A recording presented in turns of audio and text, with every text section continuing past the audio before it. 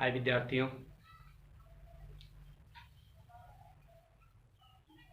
देखिए, आज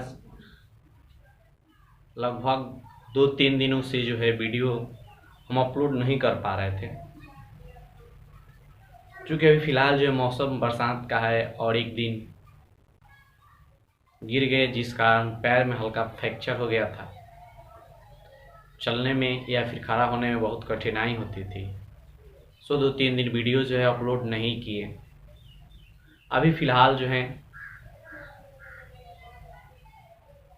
समस्या कुछ कम हो गया है, दर्द कुछ राहत है। अब हम लोग सोच रहे हैं पुनः कंटिन्यू वीडियो जो है अपलोड करते रहें। आप लोग जैसे पहले हमसे जुड़े थे वैसे ही जुड़े रहिए, वैसे ही आप स्टडी करते रहिए। चलिए, आज पीछे हम आप लोगों को बहुधारिता के बारे में बताए थे, कैपेसिटेंस आपको बताए थे। आज जो है एक बहुत ही बेहतरीन पॉइंट हम आप लोगों को पढ़ाने वाले हैं और वो है गोलीय चालक की धारिता।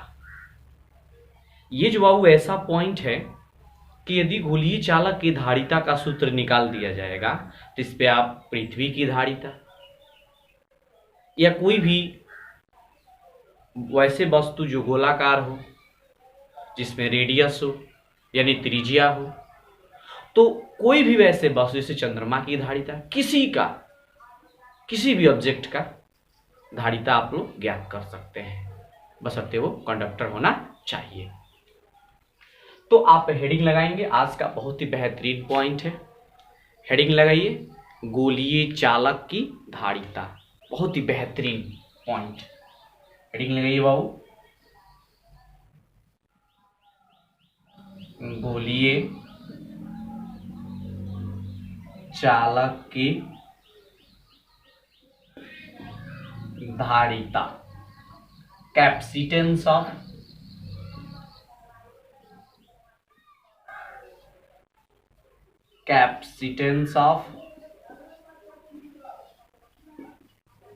spherical surface. हेडिंग लगाइए, बहुत ही बेहतरीन पॉइंट है, capacitance of spherical surface, capacitance of spherical surface, गोलीय चालक की धारिता। ध्यान से देखिएगा बाबू, सपोज दैट मान लेते हैं कि यह एक गोलीय चालक है।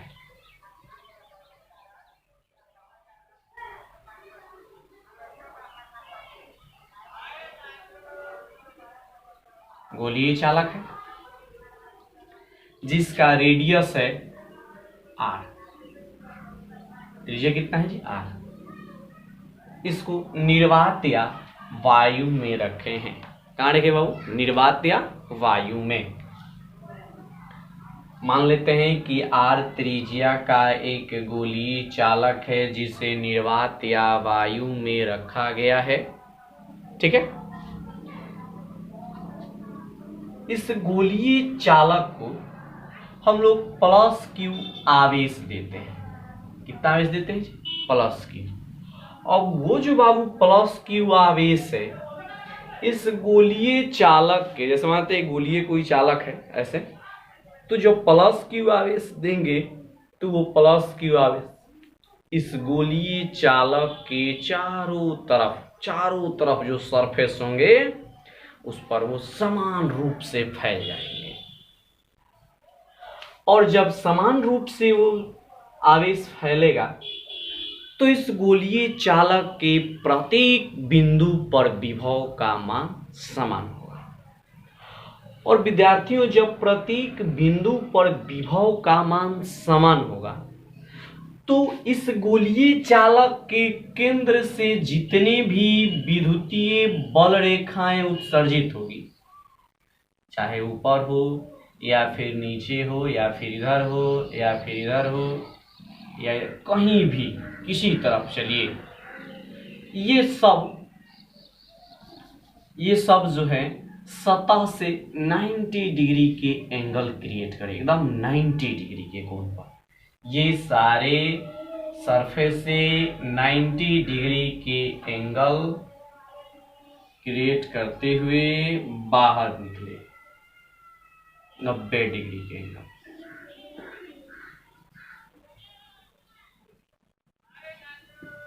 नाइन्टी डिग्री के एंगल बना क्यू आवेश दी है। ये क्यू आवेश जो है संपूर्ण चारों तरफ एकदम, ये क्यू आवेश जो है चारों तरफ डिस्ट्रीब्यूट, प्लस क्यू आवेश चारों तरफ सबके पास चारों तरफ इस सरफेस पे डिस्ट्रीब्यूट हो गया, बंट गया है चारों तरफ। बस यही थोड़ा सा लैंग्वेज है, ध्यान से देखिएगा। मान लेते हैं कि आर त्रिज्या का कोई गोलीय चालक निर्वात या वायु में स्थित है, जिसे प्लस क्यू आवेश देने पर ये आवेश समान रूप से गोले के चारों तरफ फैल जाते हैं। गोलीय चालक के प्रत्येक बिंदु पर आवेश जब समान रूप से फैलेगा तो सभी जगह प्रत्येक बिंदु पर विभव भी समान होगा। अब जब प्रत्येक बिंदु पर विभव सामान्य होगा तो विभव सामान्य होने के कारण इसके केंद्र से जो विद्युतीय बल रेखाएं उत्सर्जित होंगे वो सरफेस से 90 डिग्री के एंगल पे उत्सर्जित होंगे, है ना जी।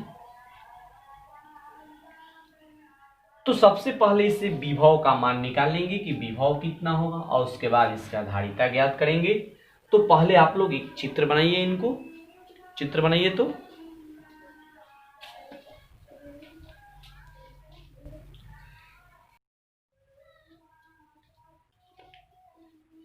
चित्र बना लिए, चित्र बना लिए।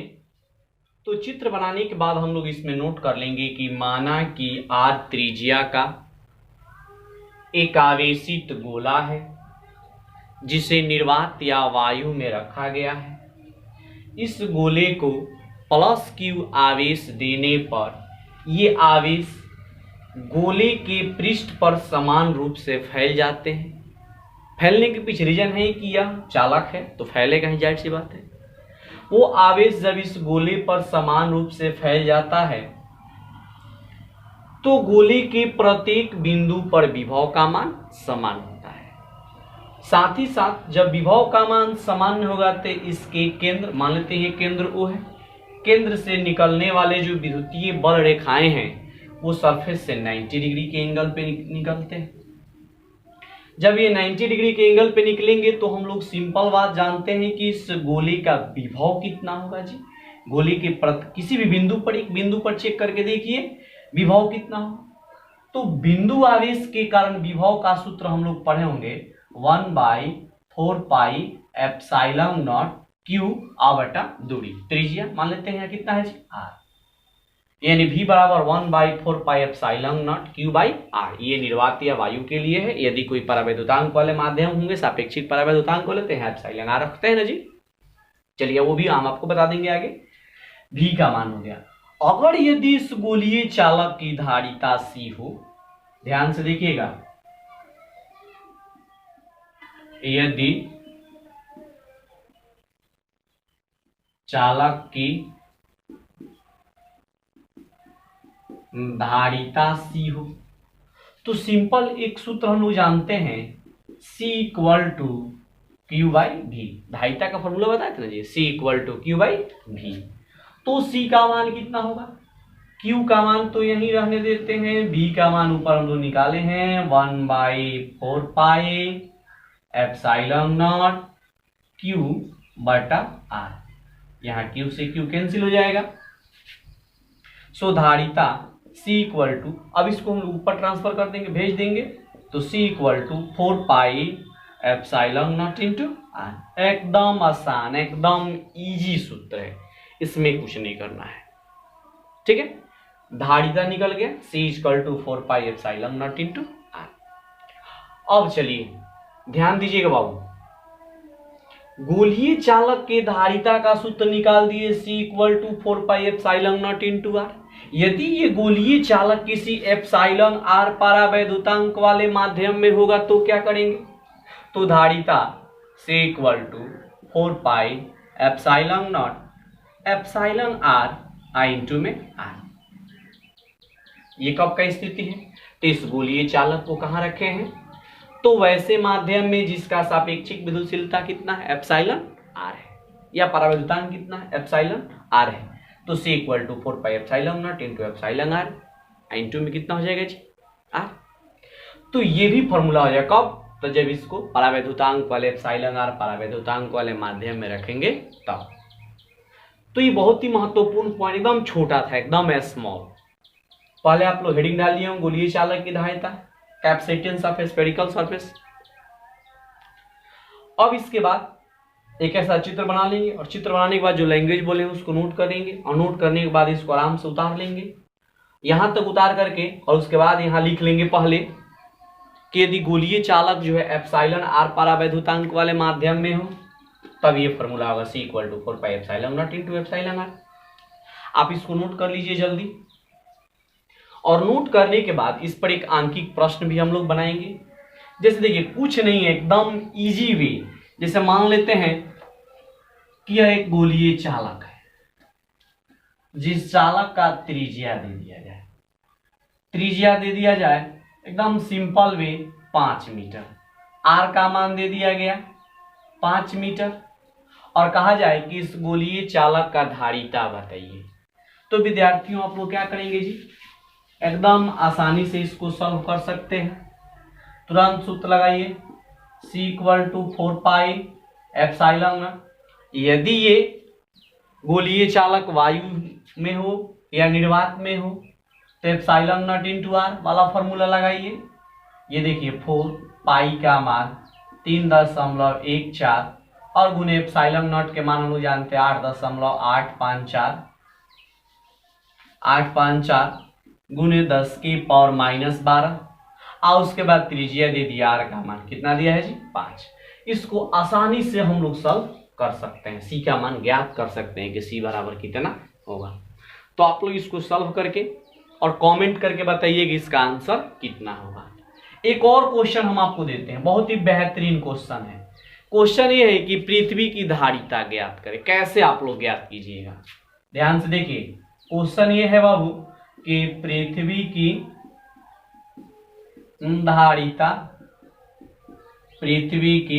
धारिता ज्ञात करें। पृथ्वी का धारिता निकालना है, पृथ्वी का धारिता ज्ञात करना है।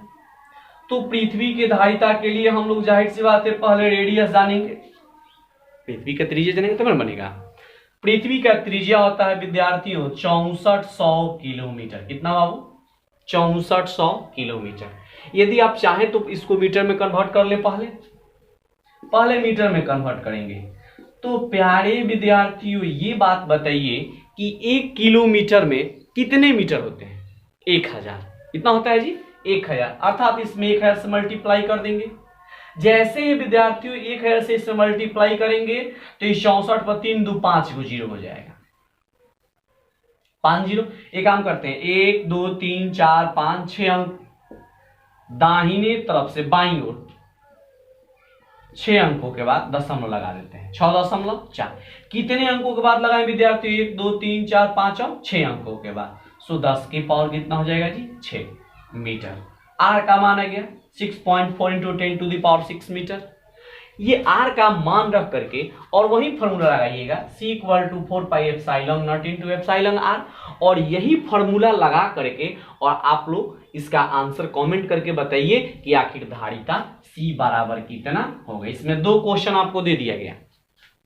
क्वेश्चन एक ये है कि ये जो हम लोग रखे हैं गोलीय चालक जिसका रेडियस कितना है? 5 मीटर। यदि 5 मीटर त्रिज्या वाले कोई गोलीय चालक निर्वात या वायु में रखे हो तो उस गोलीय चालक की धारिता कितनी होगी? तो आसानी से फॉर्मूला लगाएंगे, C = 4 pi epsilon naught into R, और जो भी मान है इसको पुट कर देंगे, धारिता निकल जाए। इनके अलावा पृथ्वी की धारिता यदि ज्ञात करना है तो पहले आपको पता होना चाहिए पृथ्वी की त्रिज्या वो कितना होता है? 64 किलोमीटर। मीटर में देखेंगे 14.4 10 के पावर 6 मीटर। त्रिज्या रखिए, यहाँ आर का मान रखिए और सी का मान निकालिए। तो आपको इस पर 2 क्वेश्चन हम दिए, दोनों को सॉल्व कीजिए। सॉल्व का माने हम तो बता ही दिए, केवल इसका कैलकुलेशन आपको कर देना है। कैलकुलेशन करके आंसर बताइए कितना होगा, कमेंट करके बताएंगे कि इसका आंसर कितना होगा। इसके बाद हम लोग एक बहुत ही बेहतरीन पॉइंट पढ़ेंगे और वो है कि चालक की धारिता जो है किन किन बातों पर निर्भर करती है। बिहार बोर्ड के एक बहुत ही महत्वपूर्ण क्वेश्चन है कि किसी चालक की धारिता किन किन बातों पर निर्भर करती है। तो पहले आप इसको नोट कीजिए, उसके बाद वो पॉइंट हम लोग पढ़ते हैं। पहले इसको नोट कीजिए।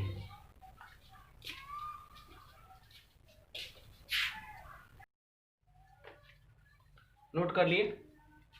नोट कर लिए तो इनको देखिए मिटा देते हैं।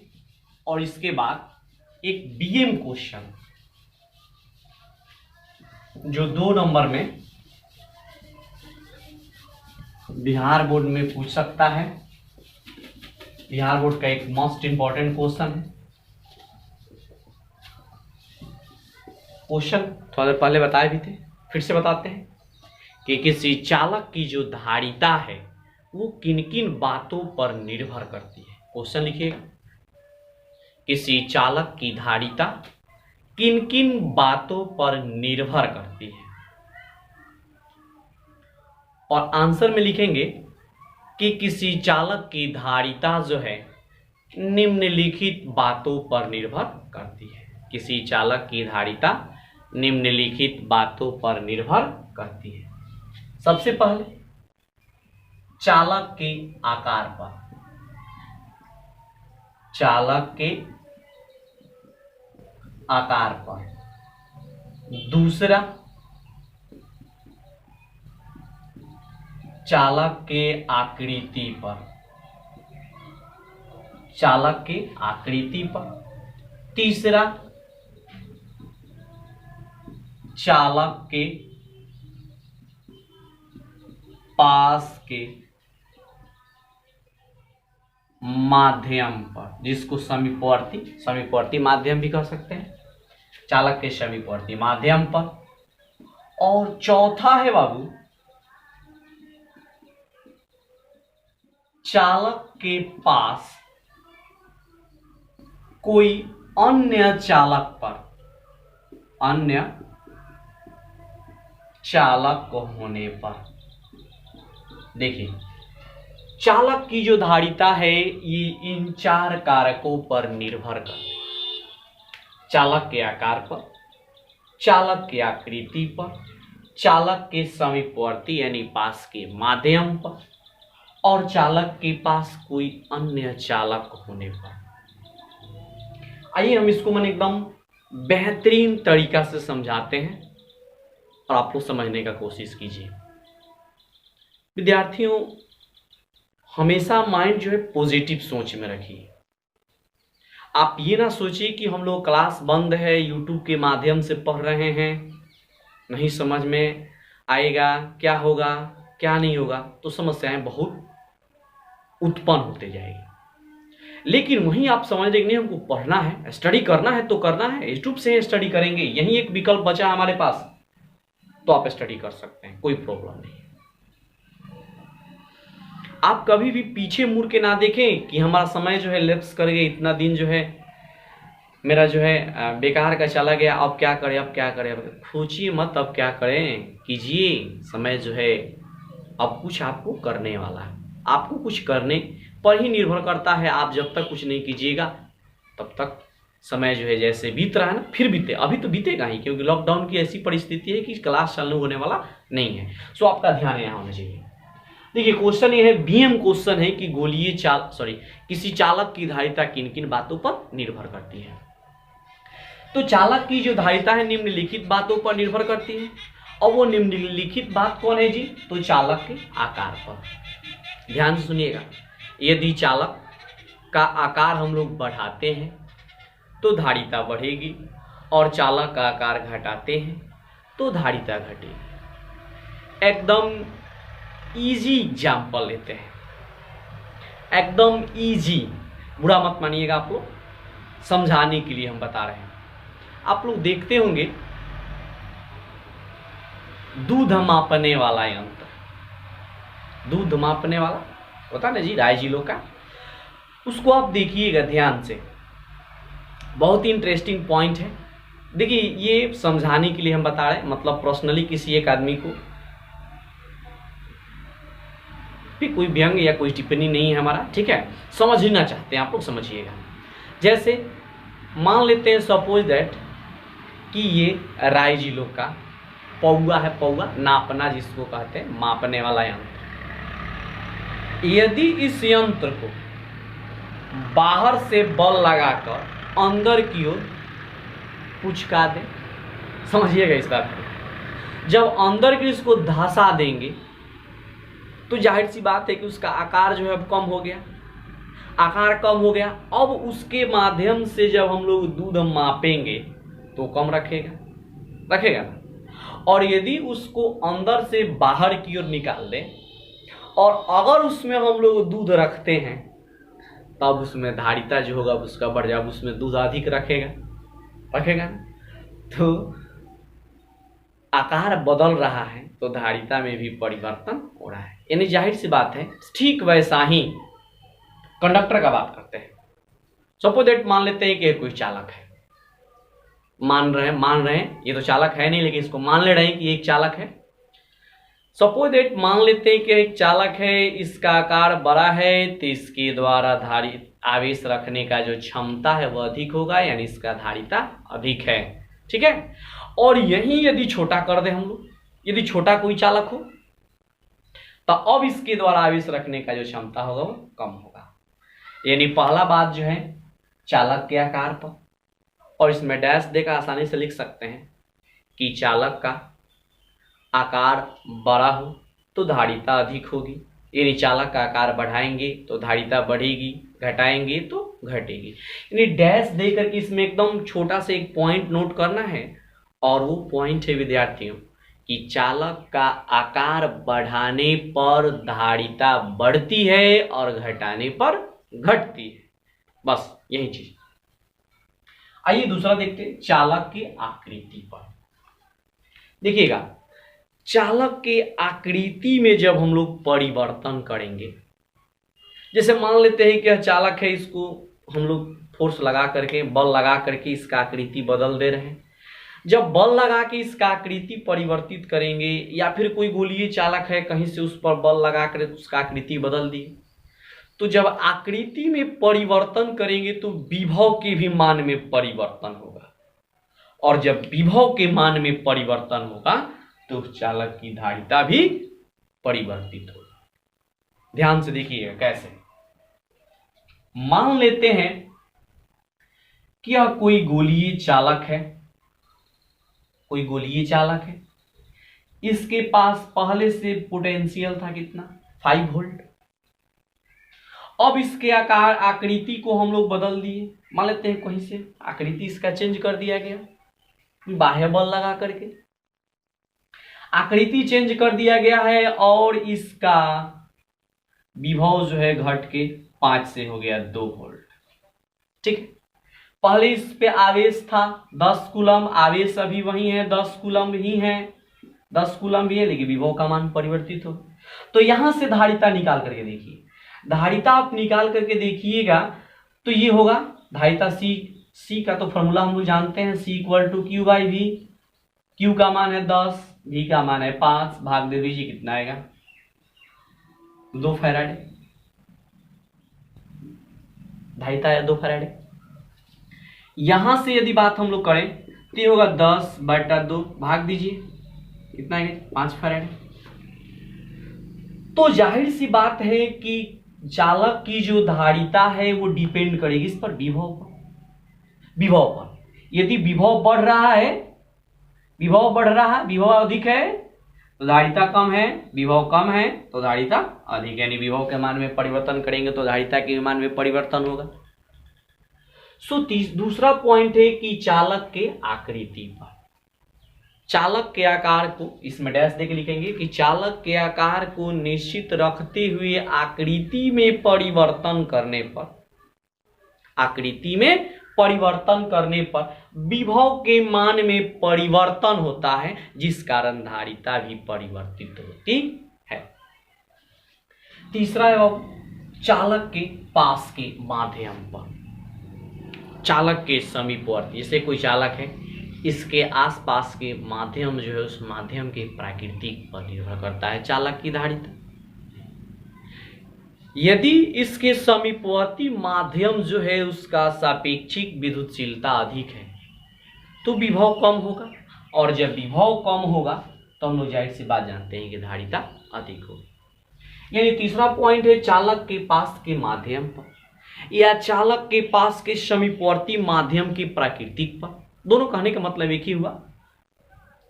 और इसमें हम लोग डैश देकर के लिख सकते हैं, लिखेंगे ये कि चालक के समीपवर्ती माध्यम का आपेक्षिक विद्युतशीलता अधिक हो तो विभव कम होगा, जिस कारण धारिता जो है बढ़ेगी। तीसरा है चौथा देखिए, चालक के पास कोई अन्य चालक होने पर, चालक के पास क्या है जी, कोई अन्य चालक लाए, जैसे एक चालक है इसके पास कोई अन्य चालक लाते हैं, तो चालक के पास कोई अन्य चालक लाएंगे, जैसे जैसे करीब लाएंगे वैसे वैसे इस चालक का विभव जो है घटेगा, और जब विभव घटेगा तो इसकी धारिता बढ़ेगी। तो इसमें आसानी से हम लोग लिख सकते हैं डैश दे करके कि चालक के पास कोई अन्य चालक लाएंगे, तो लाने पर होगा क्या जी, तो इसका विभव जो है घटेगा, और विभव घटेगा तो धारिता बढ़ेगी। यानी चालक के पास कोई अन्य आवेशित कोई अन्य चालक लाने पर इसका विभव घटेगा, जिससे धारिता बढ़ेगी। तो ये जो है गोलीय चालक की धारिता जो है कितने बातों पर निर्भर कर रहा है जी, तो 4 बातों पर। किस पर?